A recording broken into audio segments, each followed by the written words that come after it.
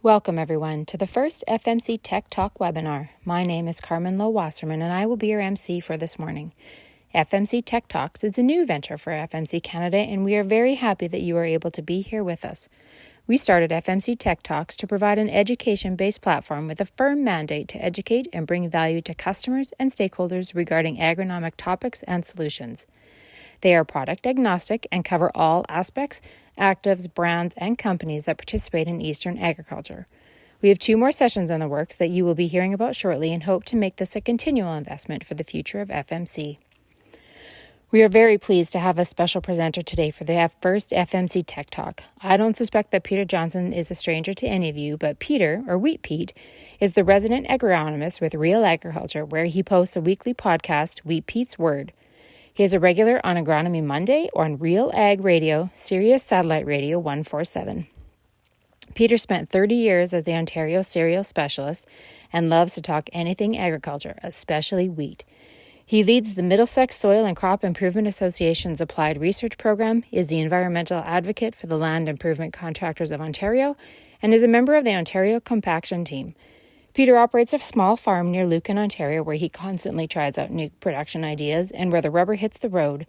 He is enthusiastic and passionate about agriculture and loves to be challenged by growers. So have at him. Take it away, Peter. Excellent. Thank you so much, Carmen, and good morning, everyone. And thanks to FMC for having me. It's really great to talk wheat in Ontario. Believe it or not, I talk wheat all the time in Washington State or out west, but I'm such a common name around Ontario that I hardly get to talk wheat anymore in Ontario. And there's so many new developments that I think are really exciting and can really drive wheat yields higher. And man, with 750 wheat this year and early planted wheat, we have such potential. So hopefully I can give you a few ideas how to get those really high yields, and you might be surprised how much impact that you as the grower can actually have. So let's begin. 1 minute of shameless self-promotion. As Carmen said, I do work with Real Agriculture along with all those other things. Man, that introduction got way too long.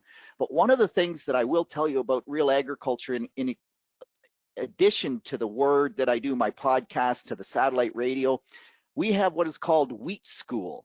So if you visit the Real Agriculture website and look up the wheat schools, there are, I don't know, hundreds of videos there about growing better wheat. We also have corn school, soybean school, but there's just a ton of information to have a look at. And so some further research, if you will, to try and get the best wheat crop that you absolutely can. All right, with that, let's go. In the beginner's mind, there are many possibilities. And, you know, it's really an interesting thought process. When you know nothing, then realistically, the sky is the limit. In the expert's mind, there are few. And I love this quote from Shunrai Suzuki because people think I'm an expert. But the problem with that is you think I have the answer. And if I think I know the answer, then I limit my mind in terms of what the possibilities are beyond what I've already learned.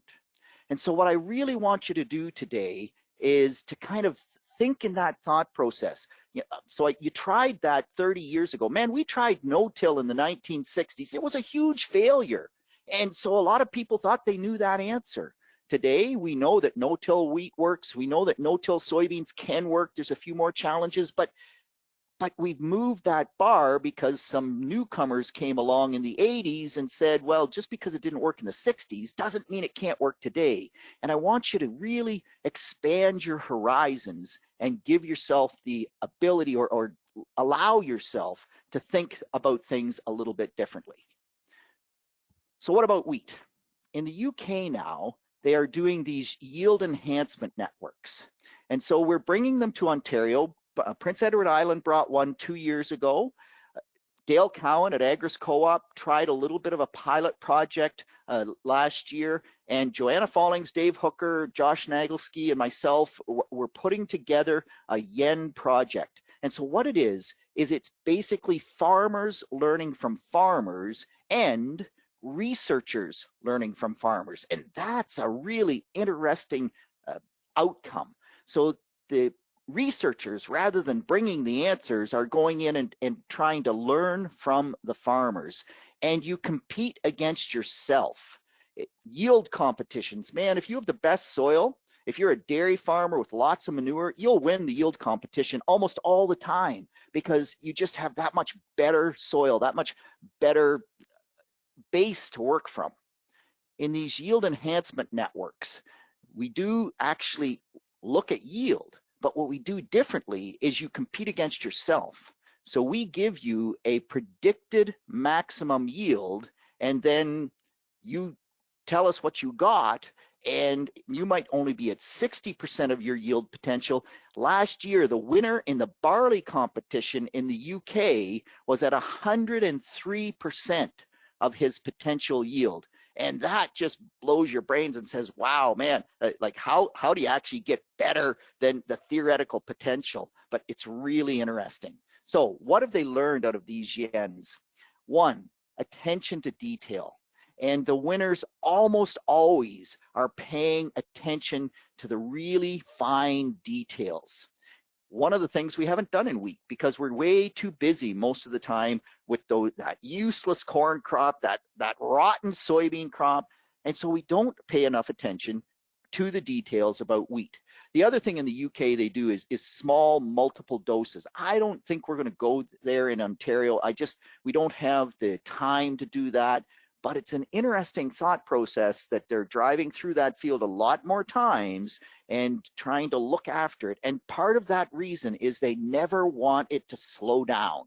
They want that crop to be going flat out, take off out of the ground, get going, and really start to go. And they never want it to slow down. They never want to see it falter. And that's, again, something that we haven't always focused on maybe as much as we could have in wheat. But here's the really, really interesting thing that have come out of these yield enhancement networks. 27%, over a quarter of the yield comes down to simply the grower. Give 10 growers the same piece of dirt, the same inputs, the same weather, the same rainfall, 27% of the final yield comes down to you, to who you are as a grower and how you apply that knowledge. And this is something that we knew it made a difference, but it's actually as big a difference as the weather, as the environment, for crying out loud. It's bigger than nitrogen. It's unbelievable. So this concept of you making a difference really is, I think, pretty interesting and ramps up the bar that you have to do a good job. If you want to be the best wheat grower, it really does boil down to you and paying attention to those details. So where are we with world record wheat? So this is Eric Watson and David Weeth. We interviewed them for the Ontario Ag Conference. Eric is the grower, David is the agronomist. 258.8 bushels per acre. And that is just incredible. So the yield potential is unbelievable. What does it look like? Well, there's a tweet from David, and you can see, man, what do you notice about that wheat crop? Well, number one, you notice that it's really thick. And number two, you notice how uniform it is. And that is one thing we really haven't been able to do very well in Ontario, is get that uniform crop. But boy, that's tabletop kind of wheat, just really good wheat. Clearly has to be that high a yield. And then look at the heads. Look at how many kernels per head there are, how much fertility we have in those heads. It's really quite incredible. And so here's the other thing that just blew me away about what Eric was doing. Look at how many heads per square meter he has. Nearly 1,300, 1,260 heads per square meter. If you want per square foot, there's 10 square feet in a square meter. It just happens to be that way. It makes life pretty easy. So 126 heads in a square foot. And he did it with 130 seeds per square meter, or 13 seeds per square foot, 10 tillers per plant. And we have no concept of how to manage a crop with 10 tillers per plant. But that is what he's trying to do. And Mike Solari, another record wheat grower, he held the record, I think, back in 2014, and Eric took it away from him. They're both growers in New Zealand. Mike was trying to beat Eric, and so he seeded really heavy, thinking I'll get more heads per square meter, and it was an absolute disaster. And I'll talk about a little bit of why that might have been anyway. But this whole concept of getting lots of heads out of one plant is something that we haven't focused on very well. But man, it really is kind of interesting. So if we could do that, boy, I'll tell you, all the bins would absolutely burst. And that's sort of where we'd like to get to. So I'm going to just run through quickly a few things. I'm going to go fairly quickly through this just because we don't have a lot of time, but you always have to come back to what are the cereal yield components. And number one is, of course, the number of heads per square meter. And we just talked about that. It makes perfect sense. I generally ask the question if I have a live audience, so how do you do that? They say more seeds, like plant more seeds, get more plants. Clearly, from what Eric and Mike have done, that isn't necessarily the best answer, but it is an answer. Number two is the number of spikelets, the head size. So I hope you can see my pointer there, but the entire number of spikelets. That rarely limits yield here in Ontario. It can, but it's very, very rare. The other one that's really interesting is this number of florets number of grains per spikelet. So you can, at each one of those spikelets, you can get only one kernel, or you can get 3 kernels. You can actually get even 5 or 6 kernels. If we get at 3 or 4, that's pretty good. But if you only get 1 kernel at a spikelet, then clearly you're going to have a lot less yield as opposed to getting 3 or 4 kernels at that spikelet. And we'll talk about that a bit more. But that is different than corn. That is different than soybeans. It's different than barley. Wheat is unique in how many kernels it can put at that particular spikelet, and it actually changes the way that you can manage the crop to get more yield. And then, of course, the weight of each grain. The heavier we get, and we've talked lots about this, right? If you we're talking about it in corn now as well. It's just one of those things that really do make a difference. Okay, so what about making yield? When we look at the UK, and this is going back a few years, they've actually bumped this 45 heads per square foot up to 50.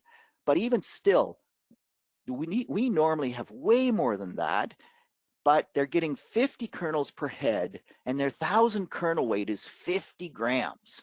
And when you do the math on that, it's 168 bushels per acre. And that's sort of in the game with what the average UK yield is. Not quite that high, but they're close to that on average. Their top growers clearly over 200 bushel. But we compare that to Ontario, and we have more heads per square foot. The average field that I go into in Ontario has 65 heads per square foot.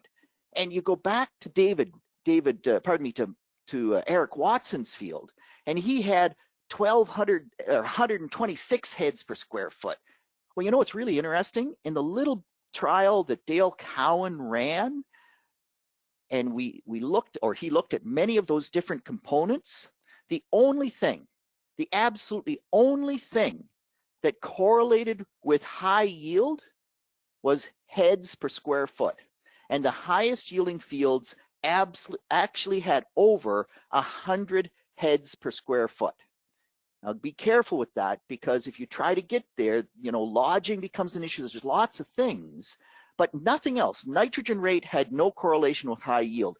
He couldn't find anything else, but it's really interesting. We have more heads per square foot, but because we have fewer kernels per head and a lower 1,000 kernel weight, we actually get lower yields. And of course, this is well above our average yield. Our average yield is more running in that high 80s to 90 bushel average. We should be able to get that higher, but so far we haven't.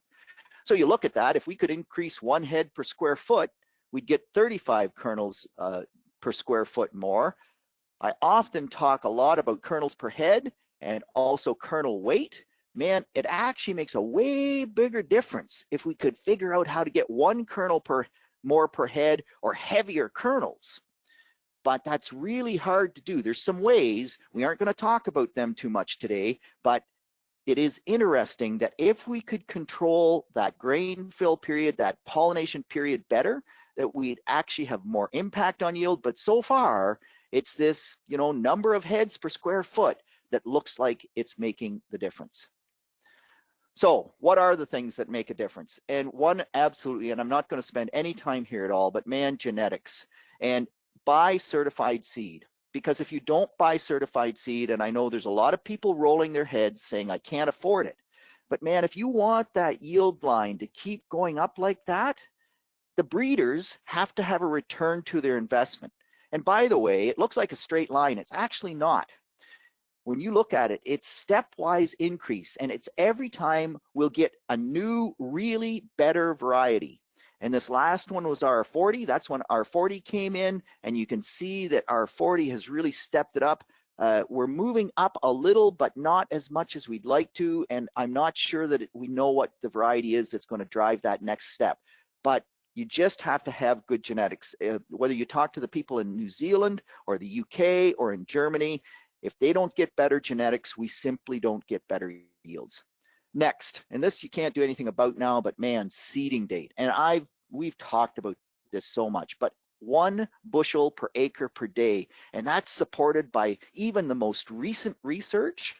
You can see this is older data, but nonetheless, every time I delay seeding, man, I get less yield. We even get into spring wheat. The exact same thing holds true for spring wheat.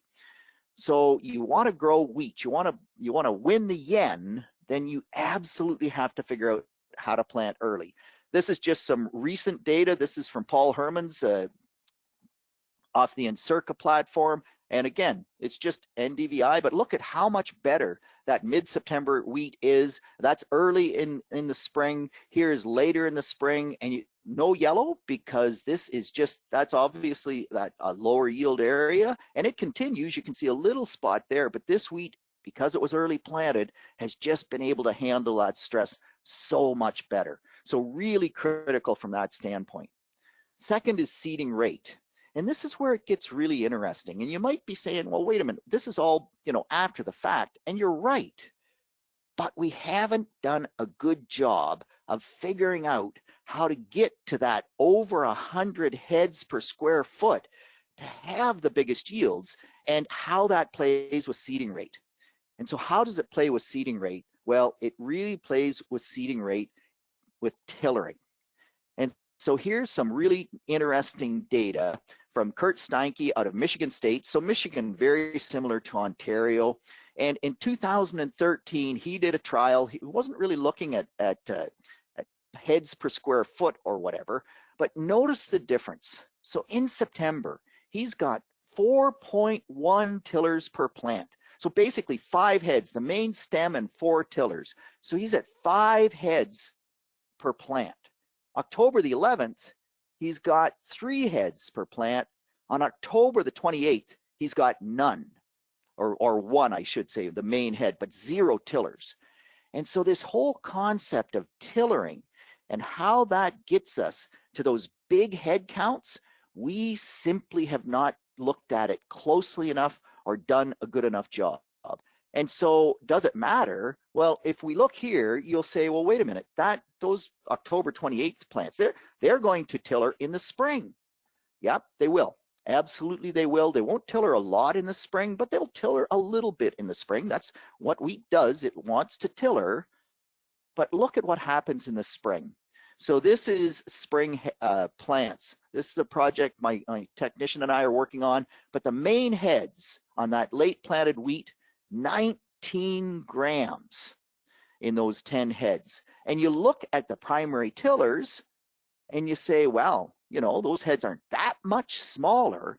But if you start looking at the fertility in the head and the number of kernels, it's just totally different. And those primary tillers only weigh 8 grams, so less than 50%. If those were fall tillers, you would get 19 grams here, you would get 18 grams with that primary tiller. They're almost the same size. So spring tillers, we need them. The late tillers, 5 grams. Like, don't say you don't want tillers, because they're still bringing yield. but they just don't bring that same level of yield that those fall tillers do. So we want that high yield wheat. We want to get over 100 heads per square foot.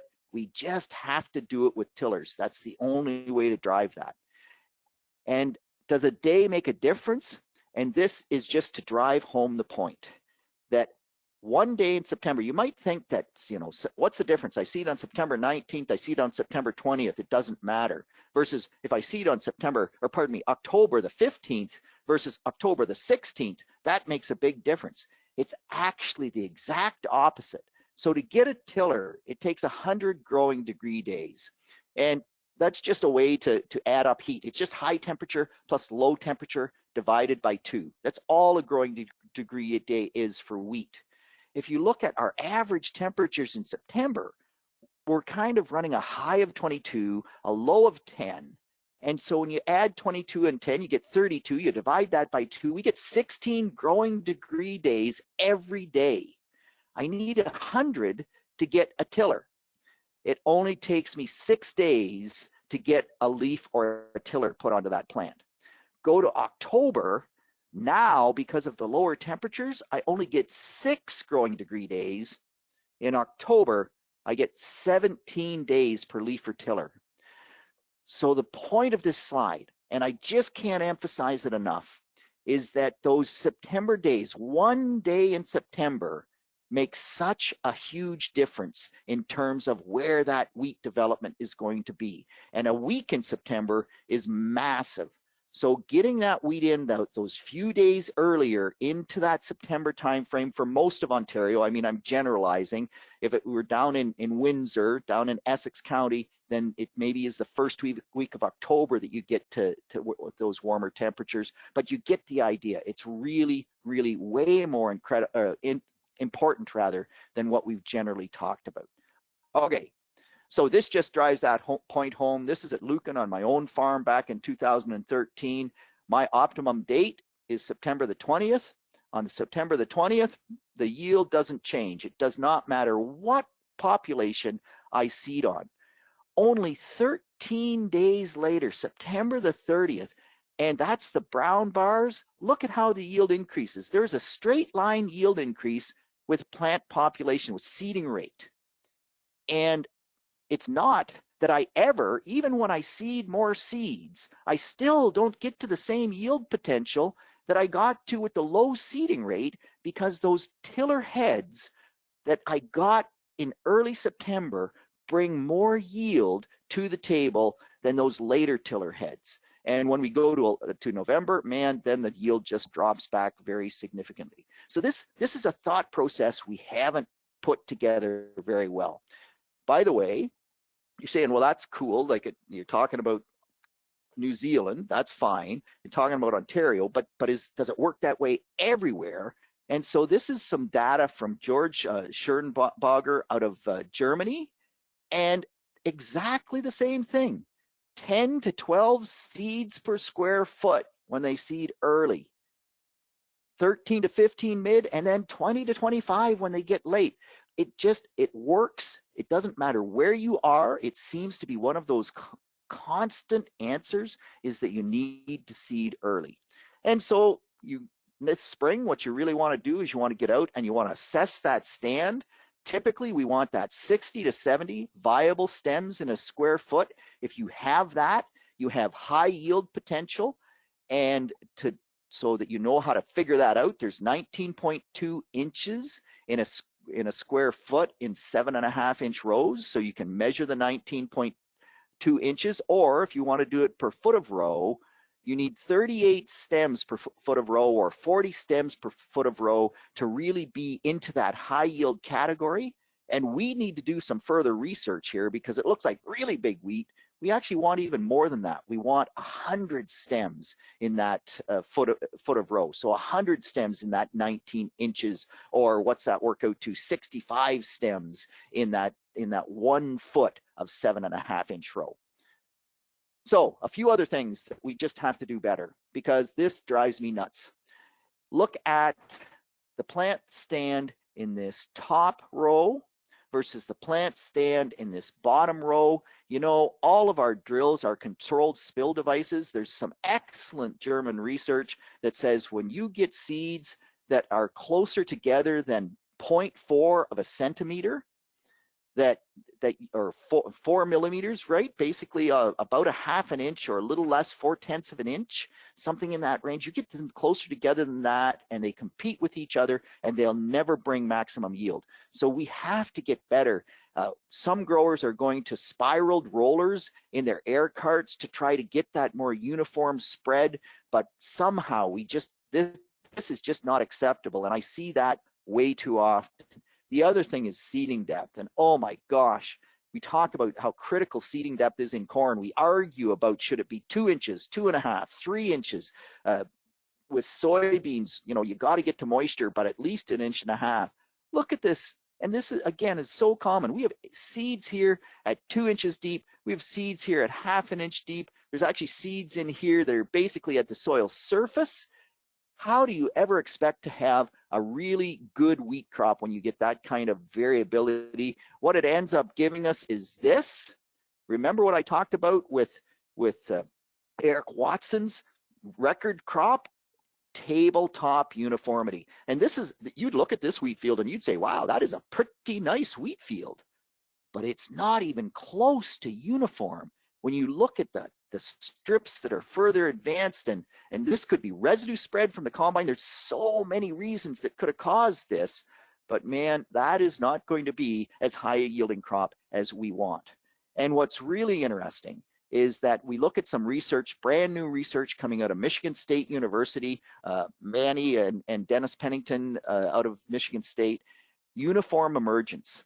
So when they seed with a monosem corn planter, that's a monosem corn planter. Look at how uniform that emergence is. When they go out there and they seed with their drill, look at how uniform that emergence is. It's just up and down and struggling and stretching. And they are finding a 10% yield increase by getting that uniform stand. So we're a long way from that, but boy, I really hope we can try to get there. And so we'll stop just for a second. You can read that. Yeah, watch out for health buzzwords. You know, we have survived off wheat. Wheat provides over 20% of the world's calories, and yet people tell us now that eating wheat is bad for us. It just drives me nuts. Okay, we'll move on. Some other quick things, and I've talked about this lots, but man, this goes for just not wheat. This goes for all crops, and this is phosphorus with the seed. And so this new research coming out of the long-term P&K trials, Dave Hooker, Horst Bonner, Ben Rosser, myself, look at the difference in yield. If you're on a low soil test, and you know, it's surprising how many low soil tests there are in Ontario. I thought we were beyond that, but we're not. And we're not because we're growing 240 bushel corn. We're growing 70 bushel soybeans. We're doing this really super job of having high yield crops, 120 bushel wheat. And we're still using our soil fertility practices of 25 years ago, when we used to get 140 bushel wheat and 45 bushel soybeans and 145 bushel corn, 45 bushel soybeans and 80 bushel wheat. And so we're just not keeping up.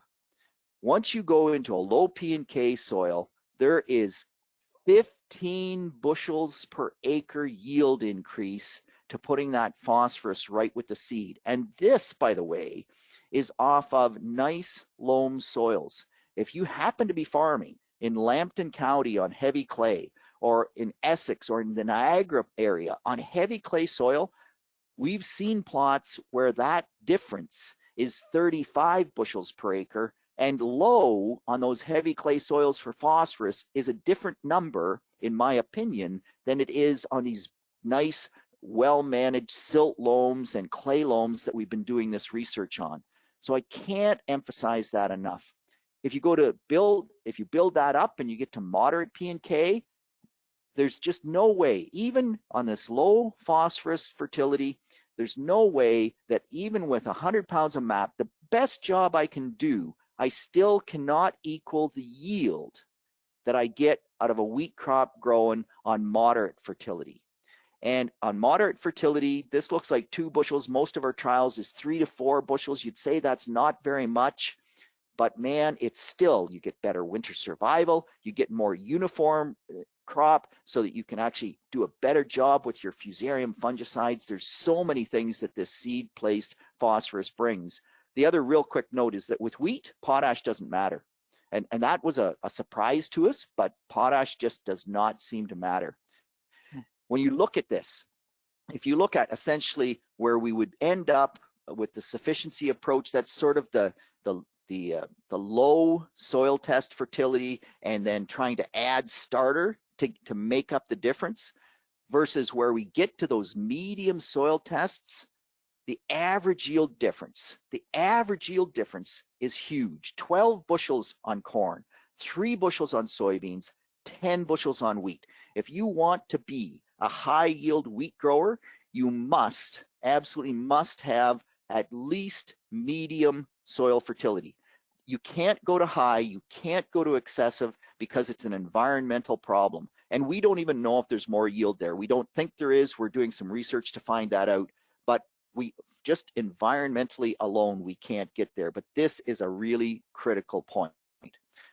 Next, weed control. And this is one where Ontario growers, Michigan growers, the Great Lakes Basin, we have slipped the clutch a lot. Winter wheat gives us such an opportunity to do a better job on weed control. And a lot of growers simply haven't taken that opportunity. But it comes down to weed control in the fall. And we get so much better control in the fall on all of the really tough to control weeds that we're having trouble with in other crops. So things like glyphosate resistant fleabane, dandelion, sow thistle. The problem is in the fall, you're so busy combining those useless soybeans to get them out of the way of the wheat crop, and it's generally wet, and it's tough to get that job done, but it makes such a difference. And some of the other interesting things that you need to be aware of. So here is a weed species that's really becoming a bigger and bigger problem. This is annual bluegrass. We also see rough stalk bluegrass. We're starting to see a lot more cheatgrass. But in the UK, what's killing their wheat production in the UK right now is blackgrass. It's a winter annual foxtail. And even though they know they have to seed early there, when they seed early, the blackgrass is resistant to all their chemicals, and so the blackgrass gets well established in the fall, and then it can rob 50% of the wheat yield in their crops. So they actually have had to push planting later, because then the blackgrass doesn't germinate, or as many plants don't germinate. It's not as competitive. Annual bluegrass is tough to get on top of. So is rough stalk bluegrass. And I know this is product agnostic, but the only thing that does a good job on annual bluegrass is focus pre-emerge.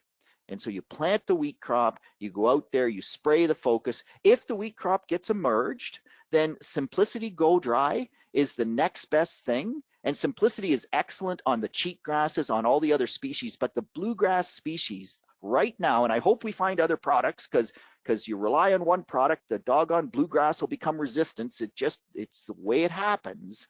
But right now, this has been a bigger and bigger problem, particularly on some of the areas that grow more winter wheat. And it's one of those things that can really have a significantly negative impact on yield. These winter annual weeds, because they compete with the wheat crop early in the spring, they have by far the most yield impact. They are the weeds that rob yield. I have seen dandelions in a wheat crop reduce the yield by 25%.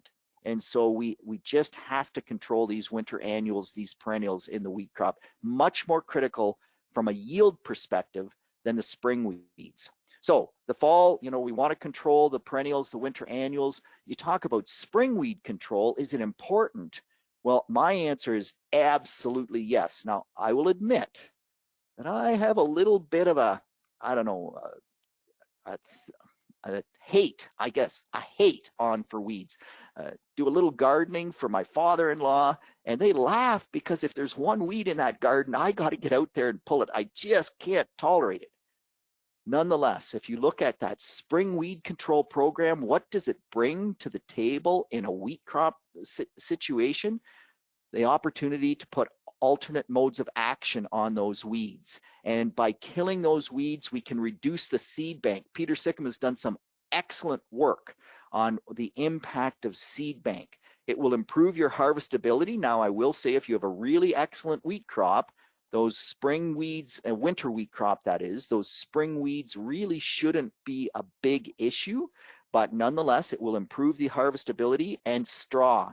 Man, straw has gotten to be such a profit center in the winter wheat crop that I'm sort of in the or in the camp rather, that you sell the straw to make the wheat profitable. Well, nobody wants straw that has weeds growing up through it or whatever. So it's a really big benefit from the straw standpoint as well. So despite the fact that it may not have a huge yield impact, in my books, there's a big reason to still use spring weed control. On spring wheat, by the way, on spring cereals, that answer is totally different. In spring cereals, those annual weeds, the ragweeds, the lamb's quarters, the foxtails, they have a huge impact on yield. And you actually have to kill those weeds by the time the wheat crop or the barley crop has 3 leaves. We don't have a lot of data there, but we aren't killing them early enough. So there's a whole different scenario for spring cereals that I'm not going to talk too much about because this is mostly winter wheat, but some really important things around weed control. So what about nitrogen? Nitrogen is the driver. And again, this is old news. We've done this forever, but man, you just have to put nitrogen and fungicides together. This is out of the SMART program. Dave Hooker, myself, my great technician, Shane McClure. But look at what happens. That yellow line, we change the slope. So the difference at no nitrogen is 0. There's no difference. But as we move up the scale and we add more nitrogen, the difference between with a fungicide and without a fungicide just keeps spreading further and further and further apart. And the problem with these trials is we should have gone to 180. We didn't go to 180 because back then we thought 150 was crazy, but we've changed the shape of that curve, and that's really quite critical. So added nitrogen, you must use fungicides. And of course, the T3 fungicide is the most important, but the two have to work together because there's that synergy that's there. The other component that I'll just throw in quickly is sulfur. You know, the best wheat growers are now using 20 pounds of sulfur. We don't have good data to support that we need 20 pounds of sulfur, but what I can tell you is we're getting less out of the atmosphere, whether you want to call it acid rain or dry sulfur deposition. We know we're getting less and less. We used to get 30 pounds. Last I saw, we were down to about 6. A good wheat crop needs 10 to 12. So you'd say, well, why do we need to put on 20? But it just seems like we're going there, and that the best wheat crops, they actually can need up to 15 or 20 pounds. And when you apply a pound of sulfur, you don't get 100% utilization. 50% is the best you can generally expect. So don't short yourself on the sulfur front because it can have huge ramifications on yield. So where are we going?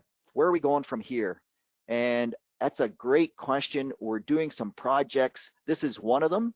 And it's just looking at if we can control our lodging, if we can do something to keep that wheat crop standing, can we actually increase our nitrogen rates, and how far can we push? So we started this project last year. This particular field, we gained 12 bushels per acre. Now, we should have had 150 nitrogen treatment in here. We didn't do that. The grower didn't want to do that. Where that would have played out, we're not 100% sure, but this was late September wheat. It had excellent yield potential. It averaged, I think, 115 bushels per acre, something in that range, and a huge impact of adding that extra nitrogen and that growth regulator. But of course, as soon as I say 180 pounds of nitrogen, everybody's rolling their eyes because we're going to get into lodging. So what do we do about lodging? Well, there's two things you can do to manage lodging. One is nitrogen timing. And so if you split apply your nitrogen, then you will get less lodging. That's probably the best way that we can control lodging.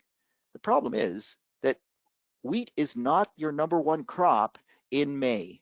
And I can't tell you how many times, countless times, thousands of times, growers have said to me, you tell me to split my nitrogen. That's all great, but Pete, come on. I can't do it. I'm spraying soybeans. I'm planting soybeans. I'm spraying corn. I'm side dressing corn. Like the other crops demand my attention. And so give me another tool. So the other tool absolutely is plant growth regulators. Plant growth regulators do a great job.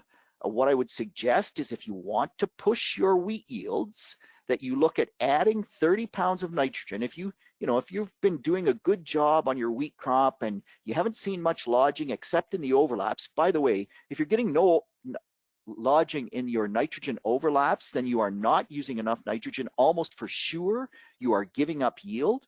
But in this scenario, add 30 pounds of nitrogen. If you've only seen just the odd little lean to the crop, you're kind of in the sweet zone for nitrogen. You can put the plant growth regulator on top of that 30 pounds of nitrogen, should keep the crop standing.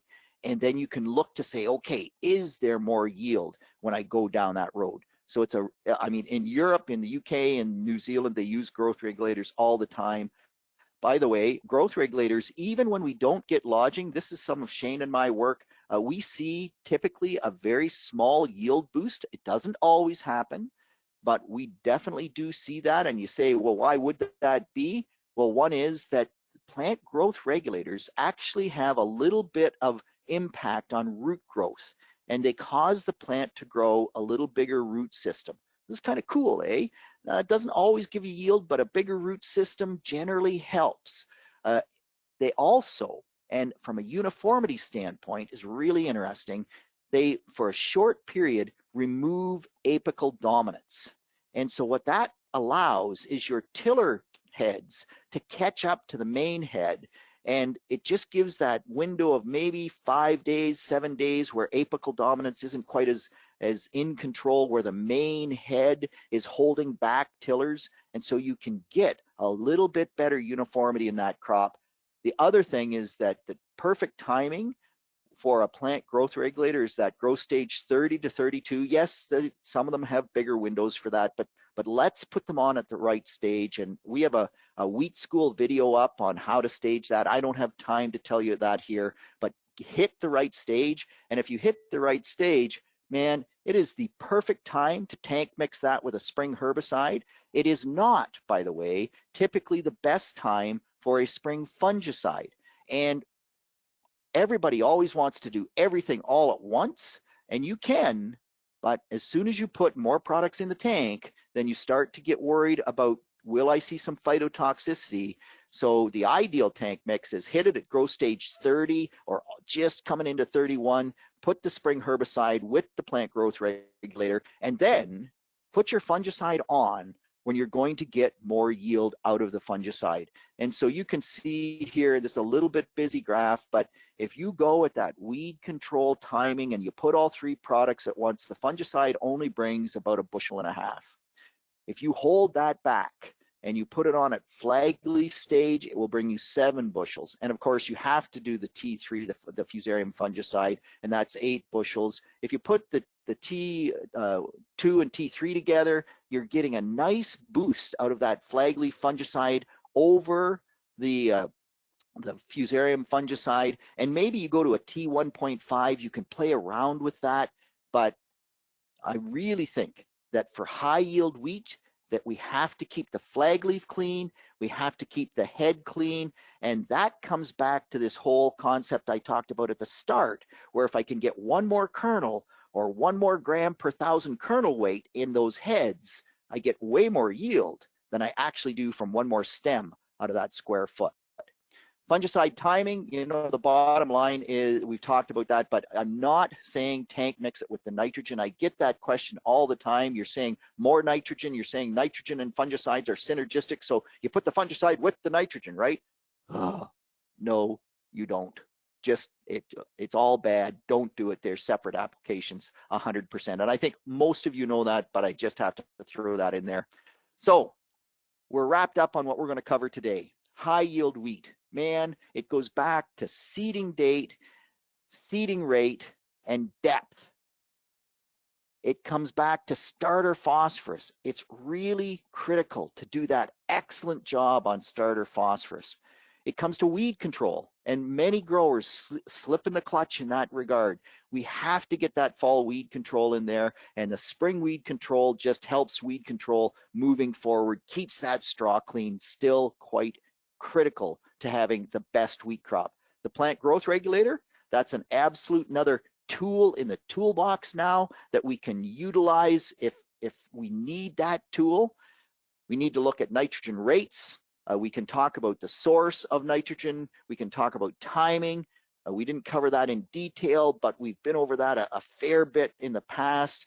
I do like split nitrogen, even though it doesn't always increase yield, but it lets you be a better manager. I think it brings some things to the table. And then, of course, fungicides. Man, if you're not using fungicides on wheat, in my mind, in Ontario, particularly that fusarium fungicide, you will never, ever be a real wheat grower. You're just part of the package. And it's unfortunate that we have to be kind of that prophylactic, but because of dawn in the wheat crop, because of fusarium, we really don't have an option. And with that, hopefully I've hit the mark, and I'll wrap up there. Thank you, Peter. Excuse me. We do have a couple questions. A question from Amber. What is your recommended planting depth? So the planting depth, first off, is to moisture. So I have to put that in there because, you know, if I've said before, and I actually have slides to show it, that in a perfect world, I want every wheat seed at 1 inch to 1 1/4 inch deep. And that's because of where the crown forms. The crown will always form at 3/4 of an inch. We want that crown to be as deep in the soil profile as we can get, but we don't want to go 2 inches deep or 3 inches deep to get the crown at 3/4 of an inch, because then it just takes longer for the wheat plant to emerge. And it's not necessarily planting date as much as it is emergence date that predicts the development of that wheat crop. So I have to be careful there. But in a perfect world with excellent moisture, which we normally have in the fall, plant at 1 inch to 1 1/4 inches deep. You can't get better than that. Don't go over 1.5 inches. But if it's dry and you can find moisture at 2.5 inches, plant 2.5 inches deep. Especially if it's early, it'll bounce out of the ground fast. Don't worry about going deep. Get it into moisture so that it grows. Because I've seen situations, I mean, we all think we have wet falls. We get the odd dry fall. And I've seen situations where a grower planted early, planted 1.25 inches deep into dry soil. That wheat did not emerge until November. It's now late planted wheat, even though it was put in the ground the last few days of September. Perfect. We have a couple more questions here, Peter. If we go to 150 to 180 pounds of nitrogen, do we really need to look hard at the 3 fungicide apps in season? Okay, so my answer, that's a great question, by the way, and thanks for that. The difference between what they do in the really high yield wheat zones and what we do is the length of the growing season. And I don't think, at least in my experience, when I walk out into a wheat field in late April or the first day or two of May, when you would be putting on that T1 fungicide, number one, there's not generally a lot of plant material there to intercept the fungicide, although that can vary depending on planting date. But number two, there's rarely much disease there. And I get to flag leaf by May the 20th or May the 24th, depends on area. I've got to be careful, big province, but you get the sense of where I'm going. So mostly because our development is so rapid, we don't see the same benefit from that early fungicide. If I go to the UK, the wheat starts growing in late February, and they don't get to flag leaf till almost exactly the same time we do. And so there's this 2-month window for that T1 fungicide to do something, whereas we've got a 2-week window for that T1 fungicide to do something. So a 2 fungicide pass program, absolutely. I think we have to go there. And I really like this concept of a T1.5. So I'm kind of targeting second node with my first fungicide, and then that takes me through to the fusarium timing, and then I can protect that crop from there on in. By the way, if you look at the guys that have really blown the doors off wheat production, I love the Sean Schill approach, where he looked at 2 fusarium fungicides, and the 2 fusarium fungicides 10 days apart. And what was he trying to do? He was trying to get stay green. I didn't talk at all about stay green because there wasn't time here, and the focus really isn't. You have to have that good wheat stand before we can get into stay green and making those heavier kernels and getting more kernels at each floret. But to get his highest yield, he put on 2 fusarium fungicides to get that late push. And that's a whole nother thought process, but we have to investigate that more. I'm not ready to promote that quite yet as the way to get there, but a 2-pass fungicide at T1.5 or 1.6, somewhere in there, and the T3, absolutely, I think we need to be there. Perfect, thank you. A few more questions here, Peter. I don't like putting fertilizer through my seed drill. How does broadcasting fertilizer compare to in furrow? So you need 4 times the rate of broadcast fertilizer to get close to what seed placed will do. And if I'm a seed placed guy, I'm sorry, broadcast helps. It will never give you the yield boost that seed placed will. I mean, the other option is if you're really opposed to putting fertilizer through the drill, well, the easy answer is buy an air cart. They've got plastic tanks, and then it's not an issue. But I mean, I say that a little bit facetiously. The other option is go liquid, because if you're on medium test soils, then you can run liquid, get that little bit right with the seed, and get most of the benefit of what we would get with a seed placed dry starter fertilizer. So that's another option. But 4 times the amount of fertilizer to get close to the same response and never get quite as much response at seed placed. And that's just the way that phosphorus works in the soil. There's nothing we can do to overcome that. Okay. Another question from Steve. You used to say to wait with nitrogen when we had above average tillers. Now it sounds like we want to get the nitrogen on ASAP. No, so you still see, and that's a great question, Steve, because we've had those falls, right? I have pictures of 14 tillers per plant where Shane and I were doing some trials. We planted early, what I would call ultra early, and at 14 tillers per plant, it was way too thick.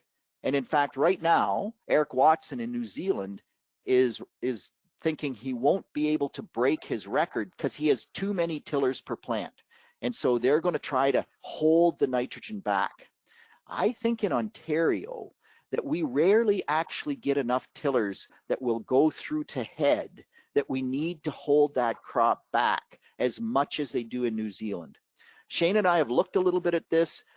Most of the time, if you have way too many tillers, if you're really looking at kind of that, I don't know, over 80 heads per square foot, you can delay nitrogen application and you won't suffer much yield loss, but we haven't really seen the yield gain that they talk about either. So it's a great thought process. It's where we need to push the bar. It's where we need to do a little bit more research to figure out how to do that. But I don't want all the nitrogen on early on that big wheat, but to put on 80 pounds or 75 pounds, not more than 90, I don't think, because with that really big wheat, we put on too much early. We are going to get lodging. There's just no question about it. You get more lodging when you seed early. I didn't show those slides, but it's real. And so I don't want too much nitrogen to make that crop lodge or cause it to lodge, but holding it back as much as we talked about before, I'm not sure is the right answer. Awesome. Thank you very much. And by the way, don't forget the very first slide, you matter. That's what, like, man, that just blows my brain. 27% difference in yield. You matter. That concludes the first FMC Tech Talks High Yielding Wheat. Thank you for taking the time to join us today. We hope that you found the information valuable. Have a great afternoon.